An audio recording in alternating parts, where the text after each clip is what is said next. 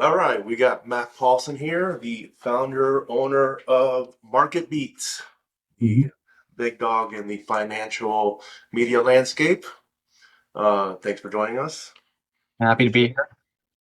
Um, I'm pretty excited about this because we're going to dig into a lot of about your email deliverability. I know you're more of a media company these days Mhm. with all the stuff you have with your website, podcasts, videos. I know you're into SMS stuff now too, Mhm. but really want to focus is on the email side of things. So for those Yeah. that may not know you, which or Market Beat the brand, can you kind of let us know what inspired you to start this back in the day, Mhm. the early days, and possibly what the first version of this newsletter looked like, as I'm Mhm. sure it's evolved over time.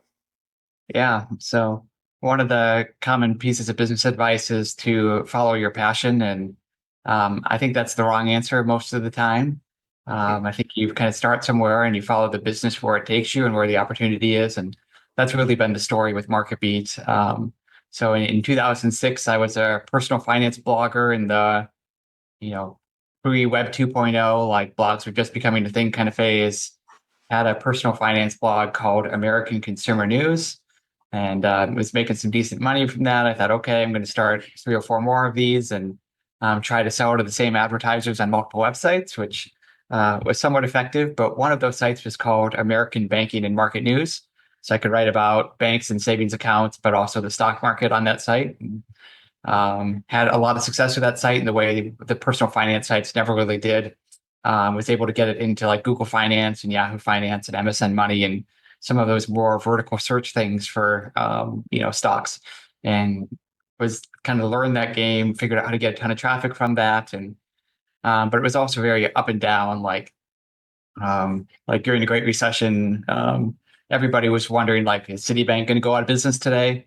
So like we'd write about Right. Citibank every day, but then like that calmed down. So then the traffic died down with it. And I thought, okay, I got to figure out a way to like capture some of this attention.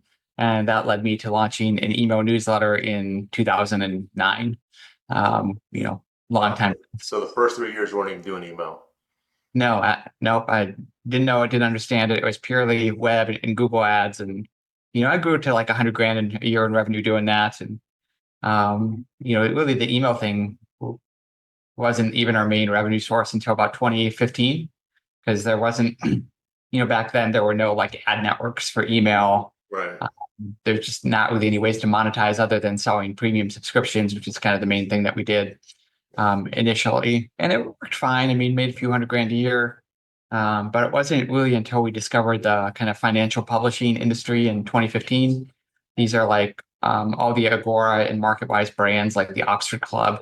That's really when we figured out a good way to monetize the email list, because they have all these what they are called front end offers, where it's $99 a year for subscribe to some niche investment newsletter like in gold or oil or tech stocks. Um, those were a great fit for our audience. It was the content people were interested in, people would buy them. And that's kind of really where we kind of became $1 million business, is kind of promoting those types of things. We kind of stayed a low single digit $1 million a year company until COVID. And kind of when everybody had free money from the government, GameStop, AMC kind of stuff was blowing up in 21. That's really when we kind of leaped from being a 7 figure a year company to being an 8 figure a year company. We were super well positioned for that. We had some search rankings for things like GameStop short interest, AMC short interest, kind of all the keywords people were looking for. So there were days when we had like $1 million, or not $1 million, but 1 million page views on the website, which is, today we're at When that when that 400,000. game when that GameStop thing happened, how many a million visitors? How many of those did you were able to convert to subscribers? I don't actually know. I'd have to go back and look. But our subscriber count went up quite a bit. And then it was kind of after that 22, 23 when we really figured out the paid acquisition channel. So we went from spending maybe 100 grand a month to 1 million a month in advertising to grow our email list. And then our list went from maybe 1 to 2 million to more like 4 or 5 million. And today we're at 5.4 million. Uh, Oof. yeah. I, So I was going to ask you here how big it was. I had last time we checked, it was like 4.5 million. So you got another million pretty yeah, short period of time.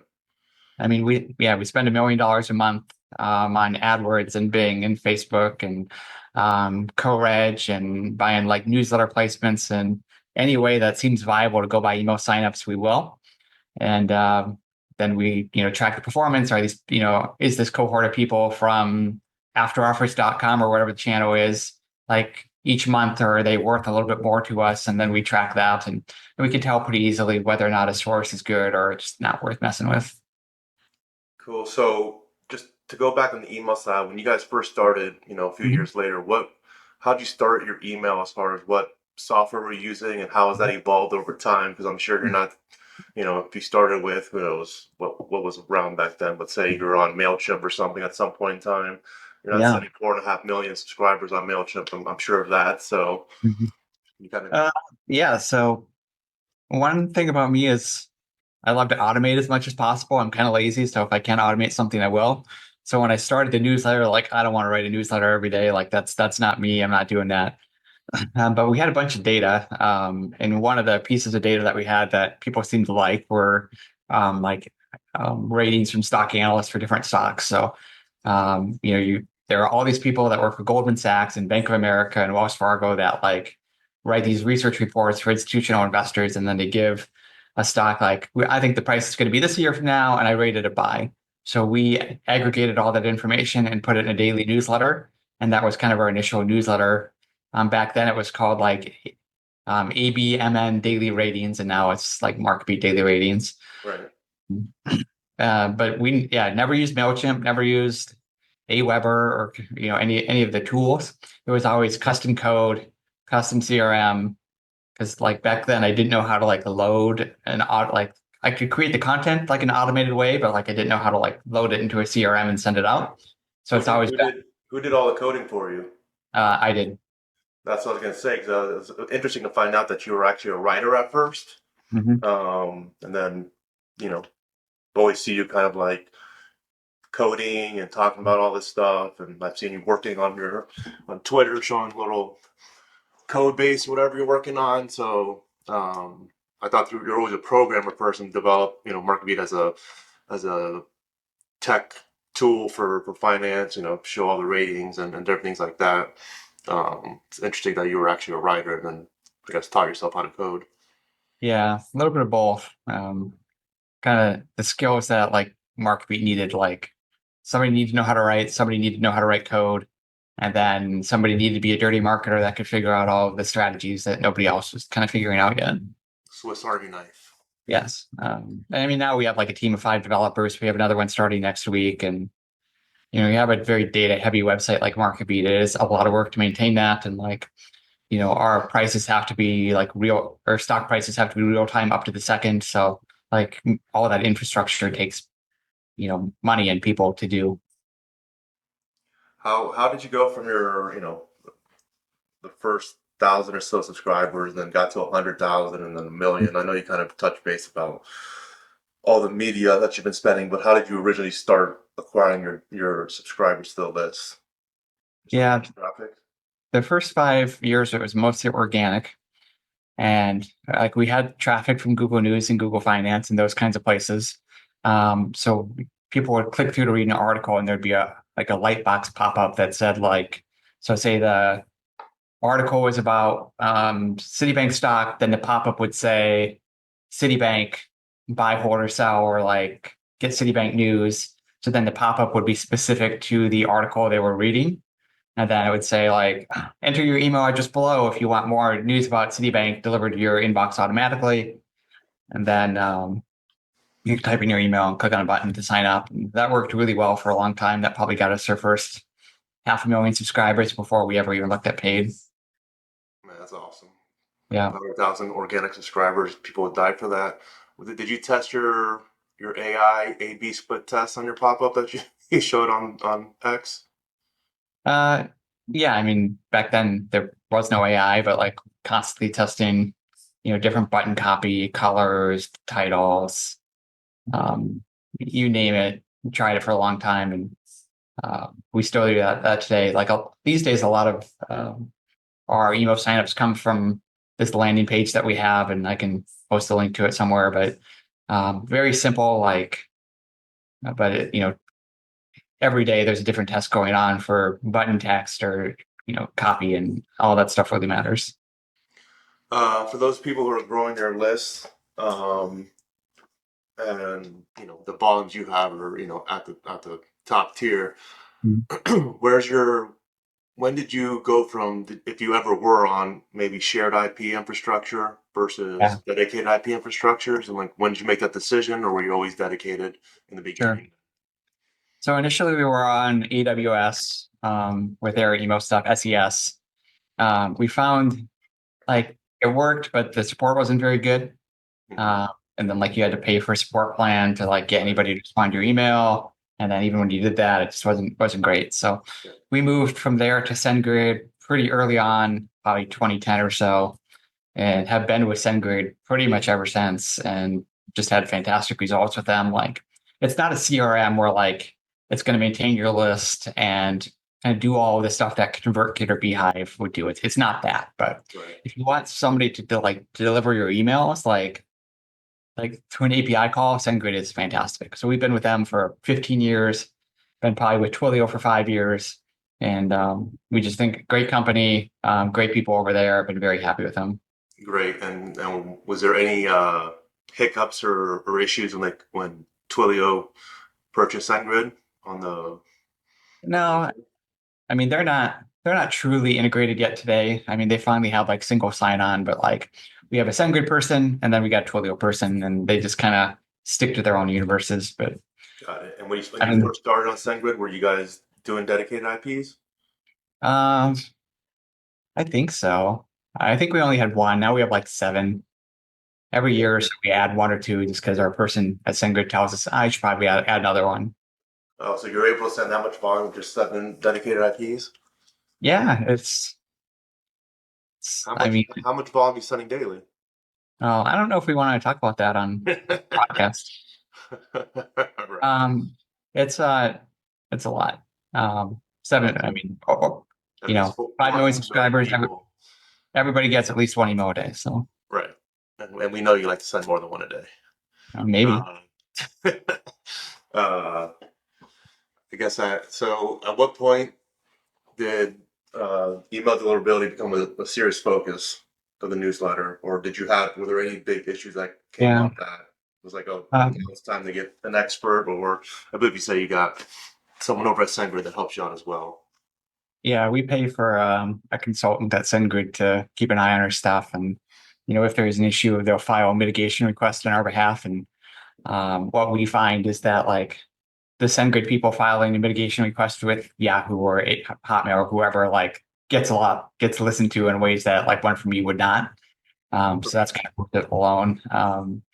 It's really been in the last couple of years where deliverability has been more of a challenge. Kind of the new Yahoo goal kind of rules of like that's made things a little bit harder for people. Right. But then like our volume has gone way up too of like we're spending a lot more on subscribers, and it's really hard to maintain good deliverability when you're buying a ton of co-reg. So that's been a challenge for us. And what we've learned is that you kind of have to treat the different ESPs a little bit differently. Like Microsoft historically has a very strict spam filter. So like we send different types of mail to Microsoft users versus a Gmail user, for example. Are you getting so granular on sending that, which IPs might be a little healthier for you, and you're more engaged people are going out on some, and the other ones may be being re-trafficked on other IPs because of, how engaged you are? We do have a separate IP pool for Microsoft.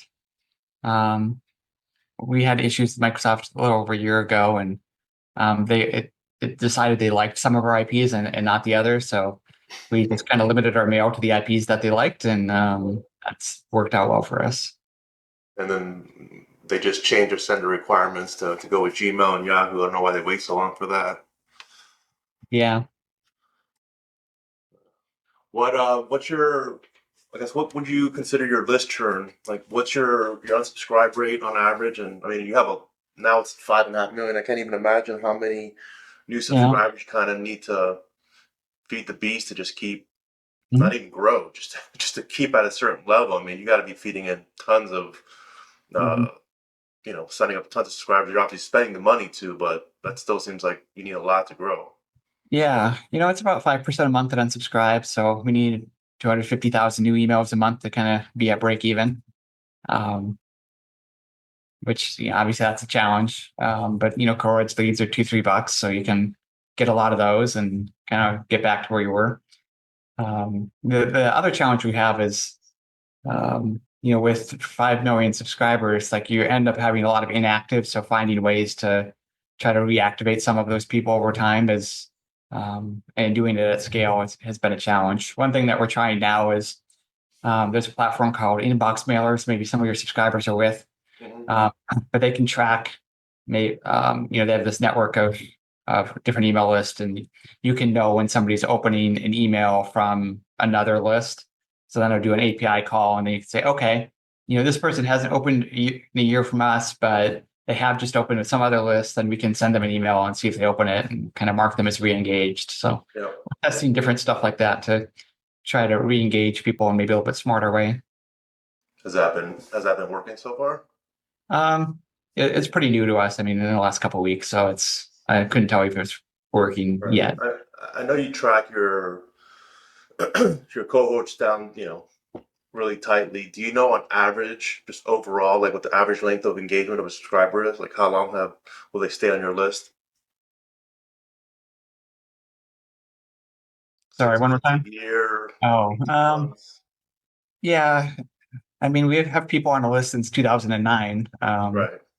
So some people stay a long time. Some people like don't like getting 3 emails a day and then unsubscribe the next day. That's for us. It's like not really the most important thing that we look at. Like we really look more at the financial metrics, like revenue numbers. Um, say like we really look at cohorts. So say, afteroffers.com, we buy leads from them, have for years, over 10 years. Say, okay, last month we gave them this amount of money for this number of leads. Those leads have made us this amount of money. Like, are we seeing the ROI benchmarks we're looking for? Is kind of how we look at things. Are you looking at it just in that shorter time period, and then after a while, you just obviously it's going to keep on recurring revenue, the people that stay on, but I mean, I can't imagine you looking at cohorts every month for every source. Yeah.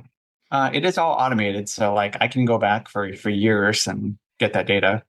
But we try to break even by month 3, typically, and then have it grow from there. But different acquisition channels have different characteristics. Like when you buy leads from AdWords or Facebook, like they tend not, they're more expensive, so they don't break even as quickly, but there's higher user intent, so they stick around for a while. And then the ROI tends to be about the same as co-reg or anything else. You mentioned inbox mailer. Are there any other inbox placement or sender reputation tools you're using to help monitor Um, stuff? I think a lot of that stuff is kind of snake oil, like the stuff that like will like fake engagement in ESPs. Like I don't really believe in Yeah. those things. Do you do any like seed tools to see if things are inboxing? Yeah, we use Inbox Monster for that. SendGrid gave it to us with their, I don't know, deliverability services, so we use that. There's a tool called Postmaster Plus. It's from the Optipub guys, but it shows kind of your reputation and block list and in kind of a really easy to see way. And then they send you alerts every day, like to show you, your Gmail domain reputation and your SNDS reputation and those kinds of things. And it's kind of just nice to have an easy way to keep an eye on that. So really like that tool as well. Cool. Do you do anything as far as to help with the engagement segment wise that you can share that help people deliverability wise versus just obviously always sending to their list the same people every time? Yeah. We kind of, you talk about doing a base segment of, new subscribers, X day clickers, X day openers. And, we certainly do something like that. But we also kind of have what we call like a really high or recent kind of segment where every morning at 6 a.m., we'll send an extra email to people that have opened in the last 3 days or clicked in the last 6 days. And then those emails get 50, 60% open rates. And I think it kind of raises our average a little bit and really helps with deliverability. Yeah, we do that as well. So we send ours is a little different. We're sending most of our stuff we send at night our main list along with all the new subscribers, Mhm. just because we find that there's less complaints and unsubscribes in the evening from people. And then in the morning, we're sending to the most engaged people, which is usually anyone who's open the last. We do. I mean, ours is super tight. One day, and then anyways, click in the last 7 days is our kind of morning send. But it's more of just a regular AM PM style newsletter, not as niche and aggressive as you guys are on the monetization side. We're really Mhm. just ad arbitrage people, not going straight to CPA offers and things like that. Mhm.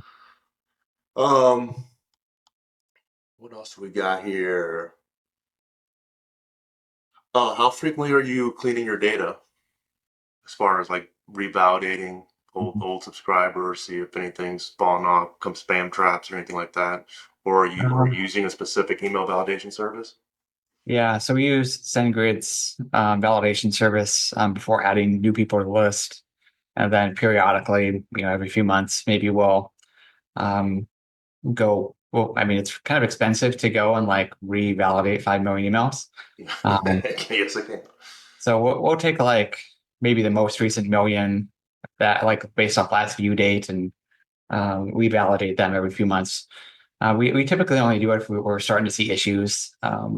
Otherwise, like, we get API notifications if somebody's, there's a spam report or a bounce or anything like that. So we can scrub people automatically that way. And then, if you don't open an email from us in 30 days, like you're probably not going to get much mail from us. So it's people just kind of fall off automatically too. Got it.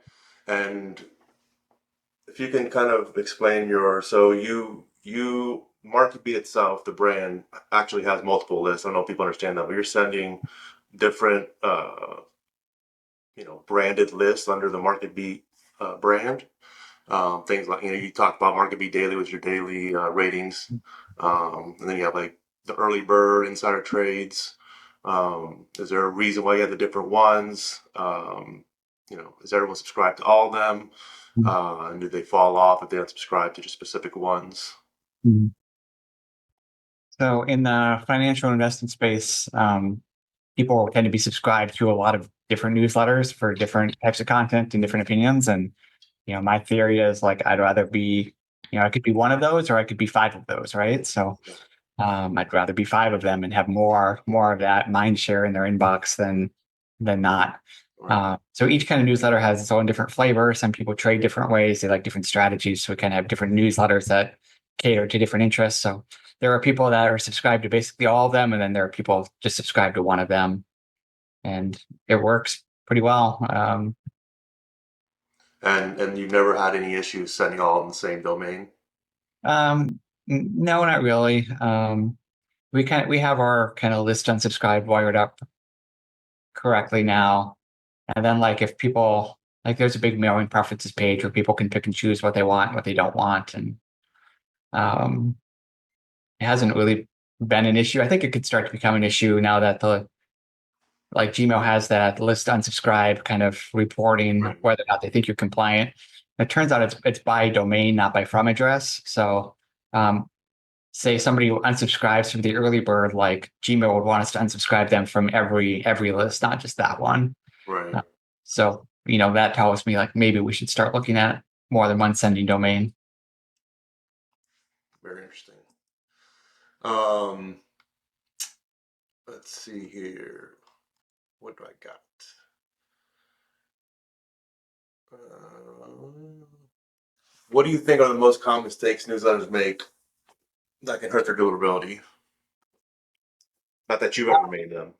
Yeah, I mean, buying a bunch of cheap leads from places that are kind of sketchy.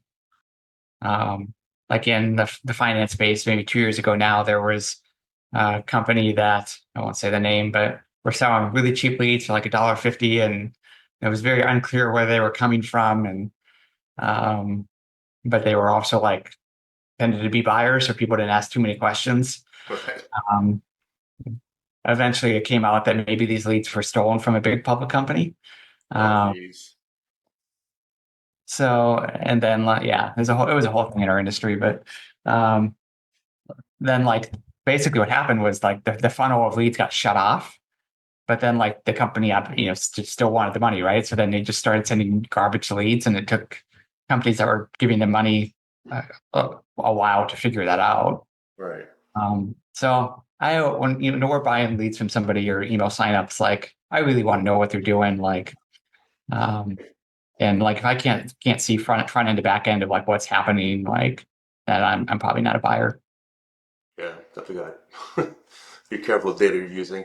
I know you have the same mentality I do as far as the single opt-in Mhm. strategy. Can you kind of dive in on your guys' strategy as far as when you get a lead, what's the um, activation process or your window of trying to onboard that person before you might just put them dormant, unsubscribe them, delete them, whatever that is? Yeah. So if somebody signs up for a list, they'll get a confirmation email, actually a series of them, for I think it's 21 days. So as long as you click on any link or click on a confirmation email within 21 days, or I think even open a certain number of emails, like you're good to go. But like if there are no signs of life within the first 21 days, and by then we've sent you at least 50 emails and like you haven't opened any of them, then we'll just unsubscribe people because we don't think I mean, how do you not open one of 50 emails, right? Right. So we'll just unsubscribe people like hard at that point and consider them not a real email address. Cool. Are you guys doing with now that you have all your different channels, Mhm. how are you leveraging your email to push people to SMS, to push people to your podcast or the videos on YouTube, your YouTube channel? Mhm. How's that going? Yeah. So we think of ourselves as, we used to be like an email kind of only company. And I think in today's world, you really have to be more of a multi-channel kind of media company if you're going to survive because, things kind of come in and out of favor. Deliverability gets harder, then like you're just going to just have your revenue go down or you're going to have like a backup plan. So for us, like we just want to be on as many owned media channels as we can. So email, SMS, website, browser notifications, and YouTube. YouTube is not really an owned media channel, but it's pretty close. So we try to be as many places as we can be that makes sense. Like we've tried direct mail unsuccessfully. Anything that seems plausible, we'll try. And we try to get people to bounce from one channel to the next because it just creates more communication opportunities. So you sign up for the email list. The next page you're going to get an opt-in for SMS, and we make a boatload of money from SMS. So like that we're pushing out really hard, and then like we'll send emails out to invite people to opt into the SMS stuff as well. Um, What's your opt-in rate from email to SMS on initial sign up? uh, so our active SMS list is about 250,000 right now, so it's only about 5%, but like this month, SMS is 40% of our revenue. So it just the monetization is so much more effective on SMS than email that we're going to keep pushing it pretty hard. And when you're doing SMS, are you pushing the same uh, type of offers that you're doing on email, or are they more specific to something different, like investor relations type Mhm. campaigns, or more lead gen versus Mhm. maybe a CPA? It's largely the same kind of stuff. If something's going to work on email, it's going to work in SMS. So we do find lead gen to be quite effective on SMS, and the IR guys love SMS. So there's a lot of that happens too. Yeah. Like people pay us $5,000 for one text to the list. So it's kind of nice.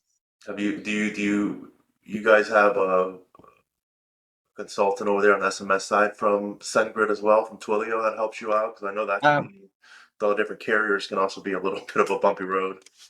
yeah, we have an account manager. We don't really have a deliverability consultant on the SMS side. It's been much less. I mean, like there's some compliance stuff you have to do, especially TCPA related, but then like the carriers have their own compliance stuff and you do get audited like every year to make sure like does your help message say what it's supposed to say? Like if you type start, do you sign up, you press stop, do you unsubscribe? And as long as you're checking the boxes, like typically you're going to be fine. Cool. And your any traffic into your new product you released, the earnings call? Um, oh, yeah. So now you can listen to like live earnings calls on the MarketBeat website. That's through a partnership with a company called Quarter. We've done some promotion of it. But what we find is like MarketBeat is almost like two different businesses. Like there is the MarketBeat website and premium subscription side of things, and people that actually use the tools. And then like the email SMS side, the ad side is really like kind of a different group of people that like read the content in email and click on ads and buy stuff. It tends to be very, very distinct. And obviously the ad side is a way bigger business, but Right. So there's yeah, like there's a bunch of businesses on like the product subscription side, like Tip Ranks and Simply Wall Street that like never got into the media side. And um, they may have similar reach as us, but like they haven't been able to monetize because they haven't bitten the ads apple and really gone down that route. right. You see any big changes or things coming in the news space or newsletter space, email space in the next year or so? Oh, I mean, it does seem like a lot of the Me Too people have kind of washed out, which is good. Like, how many AI newsletters do we need? Right. Uh, so I'm glad that's happened. Like, I would prefer the space like not to be a gold rush mentality because then you just get a bunch of low quality, lots of Me Too kind of stuff. So Right. I'm glad that appears to have kind of come to an end. It is nice to see the tools getting better, both Beehive, ConvertKit, like, get better every month. That's good. I think deliverability is going to get a lot harder, which will make like buying co-reg type leads much more difficult. I think there will be a shift towards quality of sign up versus quantity. Like, yeah, having 5 million subscribers is great, but maybe having 1 million really good subscribers is better. So like our ad spend shift is going to kind of move away from co-reg and lead share type stuff more towards like AdWords and Facebook ads where somebody's actually coming to our website, typing in their email, and they're just higher intent there. So there'll probably be more of that direction. Yes, I think they're gonna tighten up even more on the security side. Obviously, now that Microsoft jumped on board, Yahoo, Gmail did it last year. I think I mentioned this to you before that I think that the verified certificate marks is another layer that they can do to kind of uh, secure that the mails that are coming are from a legit brand. Mhm. Very, pretty similar to now with even with SMS. When they made their changes to TCPA or whatever it was, they required more official uh, things registered to allow you to send the SMS from them. Um, Yeah, getting a short code is pretty hard these days. yeah, it's a pain in the ass. We did a little bit of SMS, but when all that stuff happened, we kind of stopped going that route, unfortunately. Um, but I think email is gonna get it's gonna get weeded out in the next couple of years. I think all these fly by night people, it's gonna be too tough for them as far as deliverability and the more layers of setting up that you're actually an official business. People can contact you, locate you. Um, if not, you're not gonna be all mail. So um, let's see. Are you well, I guess I can bring up this issue. Obviously, people that follow me know I've been big on this whole Yahoo Mhm. uh, block that's been going on, their algorithm shakeup. I mean, it's hit everyone that I know for the most part. Some people maybe not as much, some people know, but majority of people. It doesn't matter really what niche you're in, what if you're on shared IPs, dedicated IPs, didn't really matter. Mhm. You were still seeing a lot of either low deliverability or low open rates because they're basically just throwing you in the spam box. Um, I know I chatted with you a little bit about it over the last couple weeks. How's Mhm. that going for you guys now? Yeah, so a bunch of people in the financial media publishing industry, got blocked effectively by Yahoo, a bunch of deferrals, a bunch of blocks.